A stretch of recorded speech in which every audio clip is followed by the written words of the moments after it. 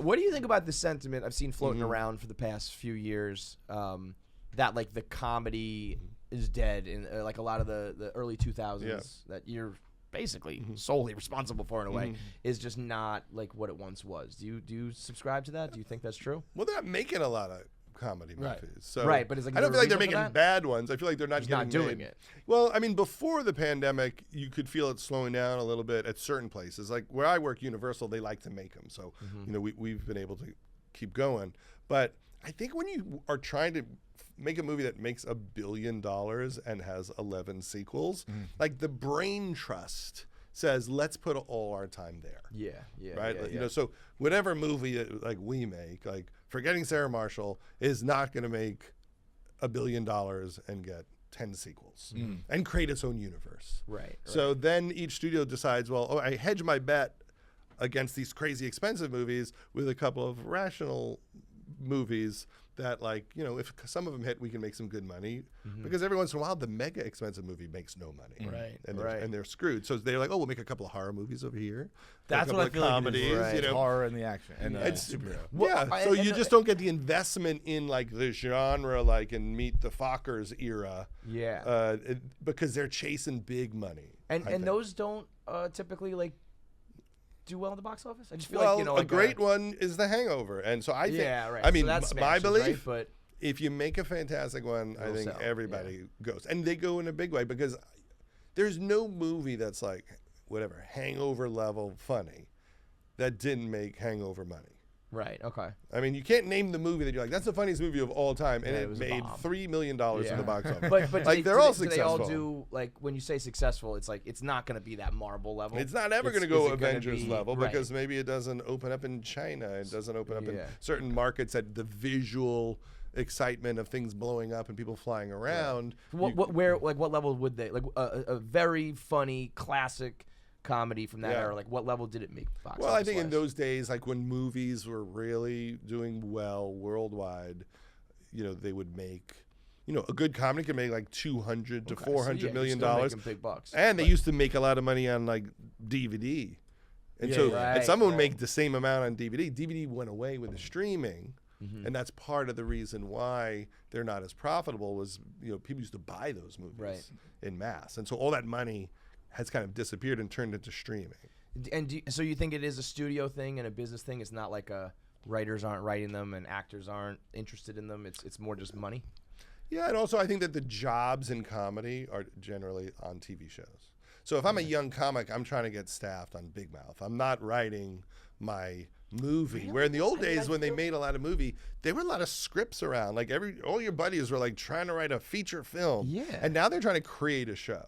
Which, I mean, I get it, and there's so many funny shows, but, like, when we do it all the time here, like, list your favorite. Just the other day, another podcast was drafting your favorite 2000s comedies. And, I mean, the names are, like, the most important to us. Like, our generation is, those titles are, like, I'm just surprised that more people are just trying to do TV, because I think if you get a super bad and a knocked up, like, those are, you know, you're set for life in a way of, like, you made an iconic comedy. Yeah. But a lot of those people, like there was a market, it was like called like a spec script market where people would write a script, they'd send it to every studio in town, they would all bid, and people would make a lot of money on those comedy scripts. Just from reading. They would sell them, right? So like you'd send it to every studio and then they would have a bidding war. Yeah. And that thing stopped. Got it. For whatever reason, maybe the studios were like, we didn't make enough of them. We bought a ton of them, but maybe we didn't make that many for how many we bought. And they just decided they didn't want to do it that way. They want you to bring in the script and the actors and the director, and then they'll decide if they want to make it. The whole process has changed, and I think it maybe people feel like you can get your stuff made quicker or get your money faster working on a TV show. That's my theory. Yeah, I mean, I love the TV shows I could be too, wrong. but I'm like, I feel like the market right now is like, they would go nuts for you know, one of those comedy classics. I feel like would make $1 billion right now. Yeah. You know, it's been so long since I've been like in the theater, really like you know. I mean, it was old school and Wedding Crashers and and there was, you had to see them all. And then Will Ferrell had his run, and and now if that came back, I would be like, I'd be like, let's all pay double so that it does make $1 billion, so that they fucking keep making these movies. Well, we said that the whole pandemic, like if someone made the Hangover Part 4 right now, it would be the biggest movie of all Yeah, time, right? yeah, right. But I think comedy will need you to pay for Bradley Cooper's salary to get exactly. It's a very different. Dr. Ken wants way more money than he did. The first time. Is that part of it too? Like, I mean, Sometimes it does feel, and maybe this is just because it was the era that I grew up in, and maybe you could point to a million stars in Hollywood, but it feels like there was this run of like up and comers who were probably young and relatively cheap. Yeah, it always felt like one of your movies, like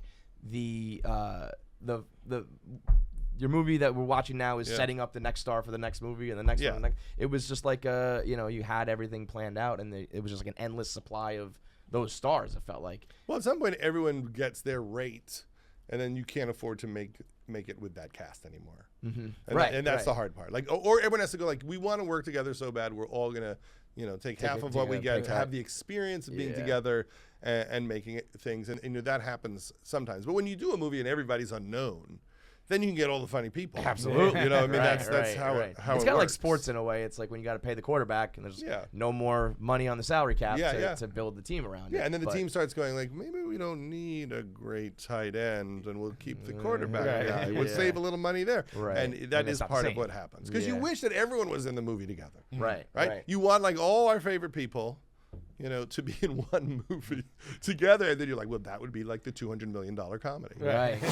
All right, thanks for watching today's episode. If you want to make sure you never miss a KFC Radio episode or anything that comes out of the KFC Radio channel, make sure you subscribe. You can also click the bell icon. KFC Radio Universe. The KFC Radio, We got the KFC, the MCU, the KFCU. Yeah. You got the KFCU here, the KFC Radio verse, where we have characters and movies and all that. Subscribe. Never miss a piece of content from our KFC Radio universe. Not a mouthful.